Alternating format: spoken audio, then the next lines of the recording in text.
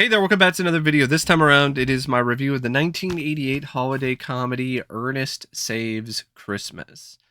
Now, before I go any further sharing my thoughts on this film, I want to give a special shout out to Brock for requesting this review. And if there's another film, TV show, or topic that you would like to see me discuss in the future, feel free to donate to my PayPal. It should be active at this point. I also have some other options that are available in the video description, including a Patreon account that I just reopened. So if that's something that interests you, feel free to join my Patreon, and I will get to those requests as soon as I possibly can. Now, Ernest Saves Christmas is the second film in the Ernest film series, and it's the most financially successful film in the franchise. And it's arguably probably the one with the biggest cult following, because I've read up a lot of stuff in it online and seen other reviews, and it seems like this is one of those films where a lot of people have some nostalgia for it. I don't, because I didn't grow up with this or the Ernest films. In fact, I avoided this movie. I'm just going to be honest. I avoided this film like I did all of the other Ernest films that my aunt had in her VHS collection. And the reason for that is because I thought it just looked dumb. Like, just saw this cover, I was like, nah, I'm going to skip that. That looks dumb. You know, sometimes kids are like that, where they're like, yeah, that looks stupid. Pass.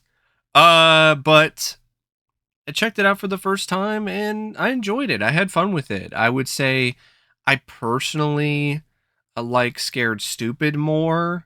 And no, I don't know if I would say I liked Goes to Camp more, because I really enjoyed this one. So I'd probably say my favorite Ernest film is still Scared Stupid, but this is a close second. And I would say that this is also a worthy film to add to any Christmas playlist. It definitely delivers a lot of what you want out of a Christmas movie, as well as some extra bits of surprises in your stocking. Now, the film was directed by John Cherry, who directed Goes to Camp previously, and a bunch of other commercials featuring Ernest. And you can definitely tell that with this film, he's gotten his feet wet a little bit more as a director. He's learned a little bit more when it comes to the tricks of the trade. So it's one of those films where I do feel that from a visual perspective, from a directorial standpoint, even though it's a relatively low budget, goofy comedy, it's got some really nice looking shots that evoke the Christmas spirit and look like something that you would see on a Norman Rockwell painting. And he showcases the visual and practical effects when they are there pretty well. And this is also a film that features, in my opinion, a really great looking sequence that is shot in POV, like a lot of the commercials were, where Ernest is visiting Vern's house and just completely destroys the place. And it's all shot in POV from Vern's perspective. And that shot is particularly impressive. So overall, I do think that John Cherry did a good job with this film, directing wise. Once again, he manages to really tap into that cartoonish spirit that Jim Varney has when it comes to this character. And it's very consistent. It doesn't feel like it's uneven or anything, or it's off. And yeah, really balanced, solid job when it comes to the directing. Did a good job showcasing the physical pratfalls and the physical comedy, and just showcasing the magic and the wonder of, you know, Santa Claus and the elves and the reindeer and all of that as well. It's written by Ed Turner and B. Klein, and I think this script is legitimately good, if not great at times, especially when it comes to a film that's dealing with the lunkhead yokel Ernest. And the reason for that is because it takes a lot of typical holiday film tropes, but it adds some new spins and some new twists that definitely do make this Christmas film into something that stands out from a lot of other films like it.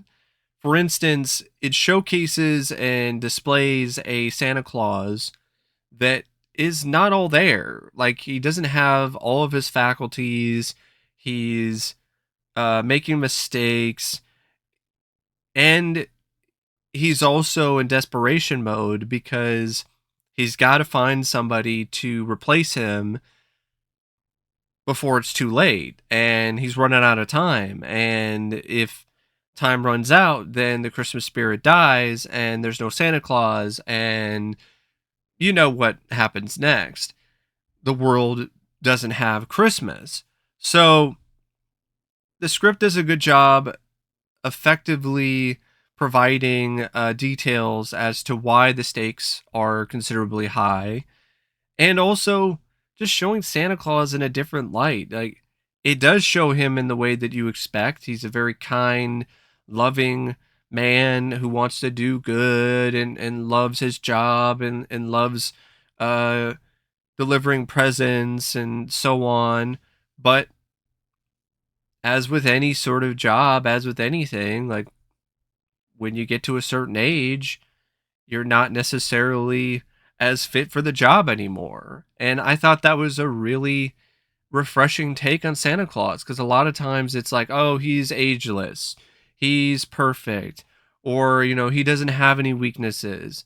And to see a Santa Claus who makes a mistake and thinks that he took enough cash with him to be able to afford hotels and cabs and stuff, but it's fake play money because he accidentally mixed the money up and put real money in a gift for somebody else, like a playhouse of some kind. It really does add a different sort of flavor to the overall story. It adds a different feel to it, and I think it's a positive one because it makes it more interesting. And speaking of more interesting, this is where you get to see Ernest at his best, because you not only get Ernest, but you also get his other various different personas, like the old lady and the snake wrangler and all of that. So you get Ernest and his various different characters. So it's not just Ernest and no one else. Like, for example, Goes to Camp, where you really didn't get the wild cast of characters.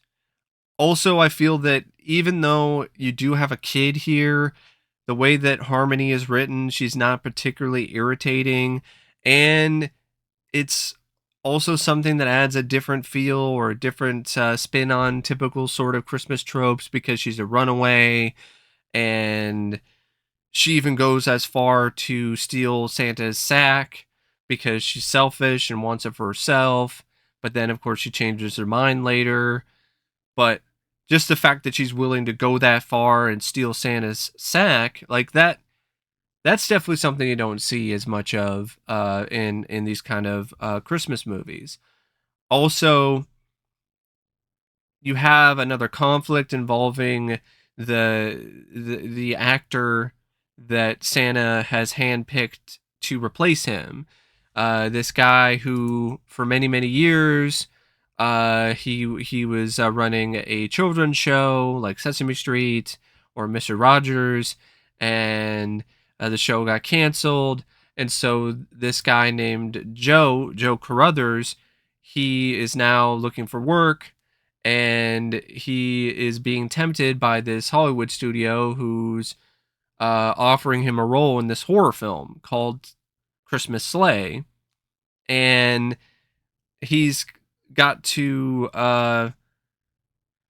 figure out what he wants to do with his life. Does he want to bring joy to children in the form of Santa Claus because he can't do it with his show anymore, or does he want to sell out and be a film star and uh, lose the ability to do what he has loved to do for all of his life? And you understand through the script and through how Joe handles things, you get why he's conflicted because yeah, it's totally understandable that he would think that this old man is just crazy. Like, I'm Santa Claus. I'm the real Santa Claus, and I want you to be the new Santa. And of course, it's all happening so fast. So he's like, I don't know what to do with that. I'm sorry. You're a nice old man, but no, I can't deal with that. But then when he realizes that the Christmas sleigh film is so against his convictions, then he changes his mind and he becomes the new Santa, but not without help from Ernest. Which that's another aspect of the script that I thought was well handled is that Ernest actually feels like he's important. It actually feels like he's vital to the overall plot. Like he's somebody that they need to have in order to make all of this work. And that's kind of a problem because he's such a moron at times. And you can really see that when it comes to the scenes involving him and Santa's sleigh at the end. But he's still a necessary evil, so to speak. Um, and I like that there's not really any sort of main antagonist or anything in the script. That's an interesting choice. It really what it is, it's just time. Like they have to find this new Santa. Joe has to agree to be the Santa Claus at this certain time. Otherwise, Christmas, as we know it, is dead. And because the current Santa, he just can't do it anymore.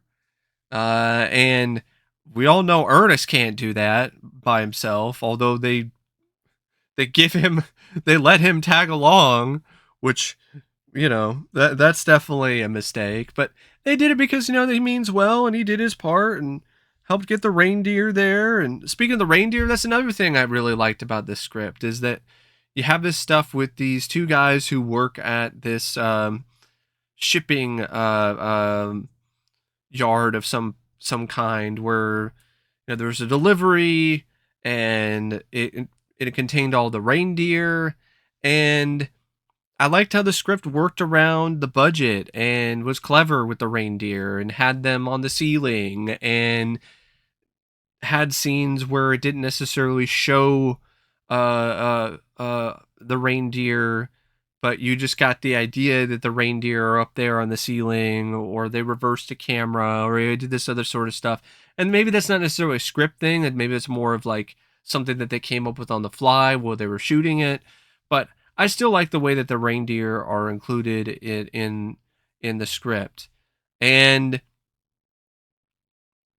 yeah, it's just a really uh good script for what it is. Like it starts off at a really good place. It with Ernest as this cab driver, and he picks up Santa Claus, and it's this crazy car chase of sorts with the cab and trying to get Santa Claus to this place where he can try to talk to Joe to get him to agree to be Santa.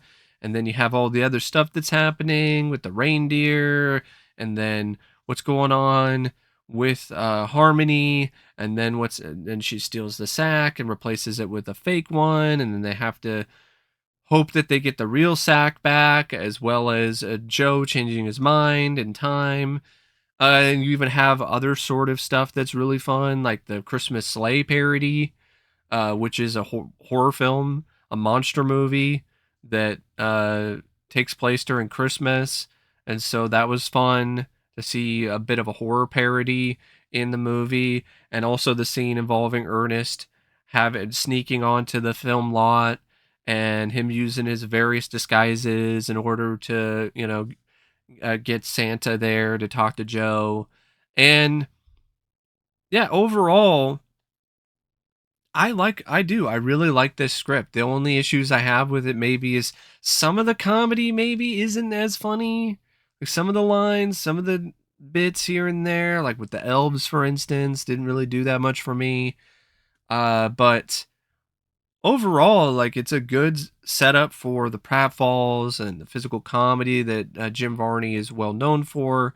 But it also is just a really sweet, charming, uh, Christmas story. It really is. And you actually get Vern this time too, which is another positive because you didn't see Vern in Goes to Camp, and I honestly think this might be the only film where Vern actually makes some sort of an appearance. Well, at least not on screen, but you at least know that Vern is there because Ernest goes to Vern's house and just completely wrecks it. Um,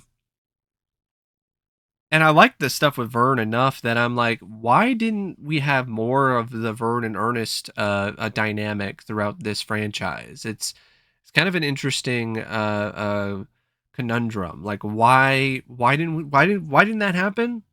Because it just seems like it's a no brainer considering the fact that that's what was in a lot of these popular commercials. Uh, but yeah, overall, yeah, I like the script. I think it's good. And I definitely think it's a little underrated, especially when it comes to the differences in the way that it handles things and how it just has this overall fresh vibe to it compared to a lot of other holiday films of the time. And the cast, I think it's great for what the film is. I mean, Jim Varney once again is just a lot of fun. Just his own bundle of joy to watch as Ernest P. Worrell. He's just high energy, just a total living cartoon from the way that he is speaking super fast and like he's just high on cocaine and the way that he's even just the way that he runs.